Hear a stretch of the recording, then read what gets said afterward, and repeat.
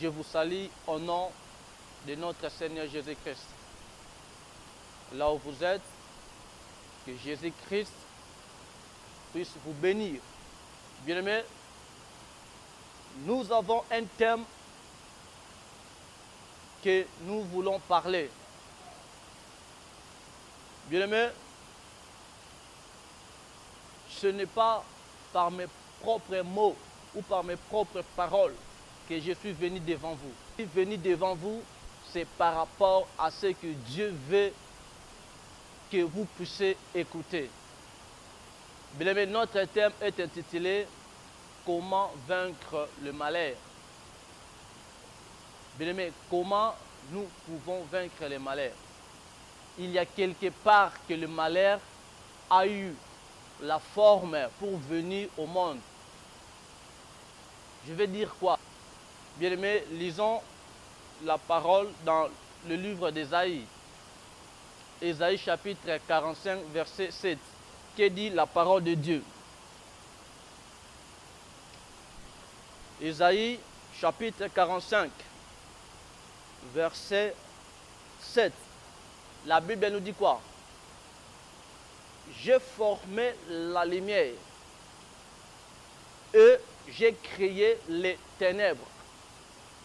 J'ai donné la prospérité et j'ai créé la diversité. Moi, l'Éternel, je fais toutes ces choses. Bien, mais je crois que dans le livre d'Ésaïe, selon Ésaïe 45, 7, Ésaïe nous montre déjà que c'est Dieu qui a tout créé. Tout, sauf rien. C'est Dieu qui a tout créé. Bien aimé, j'aimerais que toi qui me suivais, il faut vraiment prendre le temps d'écouter ce que Dieu veut de toi. Bien aimé, dans le livre de Jérémie 29, 11, la Bible nous dit quoi? Je sais les projets que je forme pour toi. Je sais les projets que je forme pour toi. Dieu confirme que les projets qu'il forme pour toi, c'est les projets de bonheur et non les projets de malheur.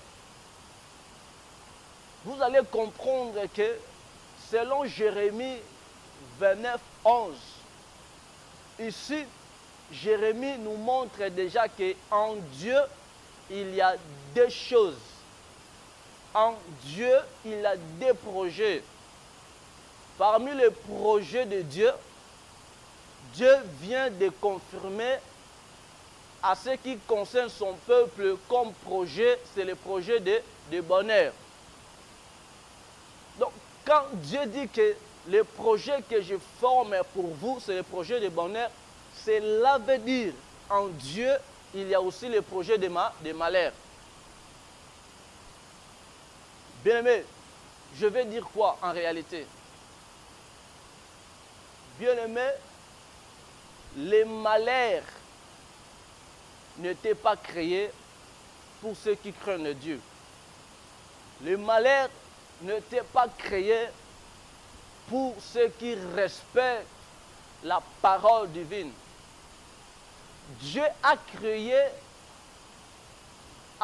la source des convenances, des malheurs pour punir ou pour condamner ceux qui ne respectent pas la loi divine. Bien aimé, les malheurs proviennent de Dieu.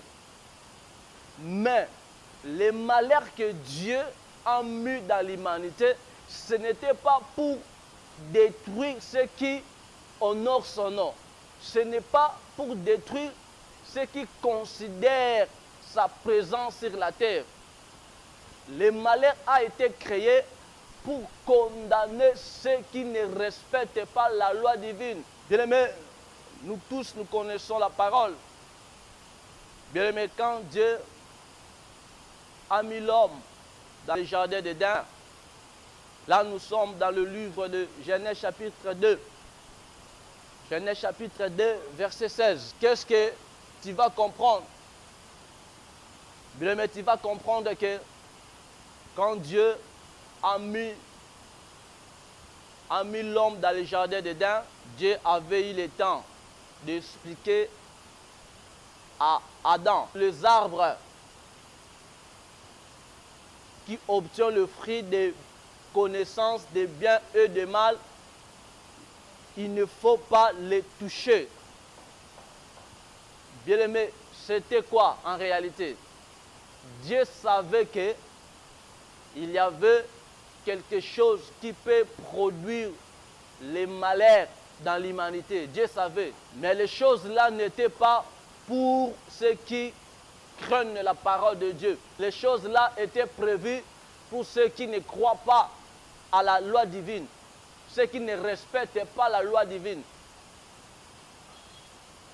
Bien-aimé, ce Dieu qui est à l'auteur de toutes choses, c'est Dieu qui a tout créé. Bien-aimé, lisons maintenant dans le livre de Genèse. Genèse, chapitre 3. Ici, nous allons comprendre quelque chose. Parce que je viens de vous signaler que Dieu avait mis Adam dans le jardin d'Éden et Dieu avait mis sa parole à Adam, afin que la parole qu'il a mise à Adam puisse donner la connaissance, afin que avec la connaissance, Adam ne peut pas tomber dans le mal, parce que le mal était déjà là. Il y avait des choses qui peuvent produire le mal dans l'humanité, mais les choses-là étaient faites pour ceux qui ne croient pas en Dieu. En vrai dire, le malheur a été créé pour condamner le diable. Bien aimé, le malheur n'est pas pour nous, les enfants de Dieu. Le malheur n'est pas pour nous, ceux qui craignent Jésus-Christ. Le malheur, c'est pour le diable. Bien aimé, comme le diable, il savait que le malheur que Dieu a prononcé dans sa vie est trop lourd, est trop grand. Qu'est-ce que le diable a fait? Bien aimé, comme le diable était malin, bien aimé, le diable a eu le temps d'aller chercher Ève. Lisons la parole de Dieu dans le livre de Genèse, Genèse chapitre 3, à partir du premier verset. Que dit la parole de Dieu? Genèse chapitre 3, verset 1er. La Bible nous dit, les serpents étaient le plus rusé de tous les animaux des champs que l'Éternel avait fait. Il dit à la femme, Dieu a-t-il réellement dit, vous ne mangerez pas de tous les arbres du jardin? La femme répondit au serpent, nous mangeons du fruit des arbres du jardin, mais quant au fruit de l'arbre qui est au milieu du jardin, Dieu a dit, vous n'en mangerez point et vous n'y toucherez point, de peur que vous ne mourrez. Bien aimé, là c'est Ève qui répondit. Maintenant, bien aimé, écoutez ce que le diable avait dit. Là, nous sommes déjà dans le chapitre 4. Le serpent dit, alors le serpent dit à la femme, vous ne mourrez point. Bien-aimé, voici là où les choses ont commencé à devenir mal. Bien-aimé, je ne sais pas, mais je sais que nous sommes des gens qui prennent le temps de lire la Bible. Bien-aimé, la Bible nous dit quoi? La Bible nous dit la foi vient de ce qu'on attend. Ce qu'on attend doit être la parole Et la parole là doit être la parole du Christ. Là, c'est apôtre Paul qui dit, dans le livre de Romains, Romains chapitre 10, verset 17. Bien-aimés, notre préambule, premièrement, nous voulons savoir d'où vient le malheur. Le malheur qui dérange le peuple de Dieu, ça provient d'où? Bien-aimés, c'est à partir d'ici, nous allons comprendre que le malheur, ça vient d'où? Bien-aimés, Ève, elle savait que là, le fruit est interdit à toucher et à manger. Il savait. Le problème, c'est quoi? Ève, malgré Adam avait mis la parole de Dieu en elle, mais Ève avait des doutes. Ève n'avait pas cru à la totalité de la parole de Dieu. Mais c'est ce qui se passe aujourd'hui dans les églises. Nous sommes des chrétiens. Nous savons que c'est Jésus-Christ qui est notre soutien. C'est lui qui est notre sauveur. Mais il y a d'autres personnes qui ont des doutes. Bien-aimés, comment le diable avait réussi afin que le mal puisse pénétrer les humains? Il avait réussi par rapport à la parole que le diable avait prononcée devant Ève.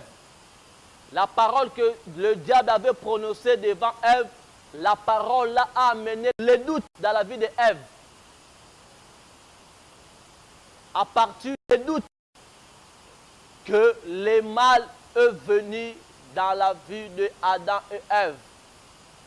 C'est pour cela que je vous dis, il ne faut pas avoir les doutes. L'ennemi de la foi. Bien, mais tu sais qu'Habakkuk dit quoi? Habakkuk 2:4. Habakkuk a dit que le juste vivra par sa foi. Donc, le juste ne vit pas par Christ, mais le juste vit par sa foi. Cela veut dire quoi? La parole du Christ que les serviteurs de Dieu parlent, la parole du Christ que les gens enseignent, bien, mais il faut considérer ça. Quand ils considèrent la parole que les hommes de Dieu parlent au nom du Christ, Seigneur Jésus, bien aimé, quand ils les considèrent et quand tu le mets en pratique, c'est ça la foi qui va te donner la vie. Bien aimé, je sais que nous sommes tous au courant. Parmi les gens qui venaient auprès de Jésus pour chercher la guérison, qu'est-ce que Jésus disait? Va, ta foi t'a sauvé. Va, ta foi t'a sauvé. Pourquoi Jésus disait cela? Parce que Jésus savait que pour qu'un homme soit sauvé, ça dépend de sa foi. Bien-aimé, il faut avoir la foi en Jésus-Christ. Ce qui fait qu'aujourd'hui que les malheurs puissent te toucher, ce qui fait qu'aujourd'hui que le problème ne marche pas, c'est à partir des manques de la foi, à partir des doutes. Bien aimé, tu as la foi, oui. Car quand tu as déjà cru en Seigneur Jésus-Christ, ça montre la foi. Mais il y a des ennemis de la foi. L'ennemi de la foi est là. Il vient seulement pour combattre la foi. Le pire ennemi de la foi, c'est le doute. Mais si le mal est arrivé dans ta vie, c'est parce que tu as le doute au nom du Seigneur Jésus-Christ. Tu as des doutes que Jésus-Christ peut te sauver. Tu as des doutes que Jésus-Christ, il était mort pour toi. Tu as des doutes. Mais je parle maintenant. Si tu crois réellement que Jésus-Christ t'a sauvé, que Jésus-Christ, il était venu pour nous rendre libres. Il était venu pour nous donner la vie. Que dit apôtre Jean? Il dit, le Fils de l'homme est apparu pour détruire les œuvres du mal. Jésus-Christ est venu pour détruire les œuvres du mal. Mais si le mal arrive dans ta vie, c'est par rapport à ta foi. Ta foi est faible. Tu as une foi faible, bien-aimé. Il faut augmenter ta foi. Tu ne peux pas demeurer avec la foi et que le doute est là. Bien-aimé, il faut être très prudent. Je parle au nom du Seigneur Jésus-Christ. Je suis venu devant vous au nom de Jésus. Mon peuple périphote.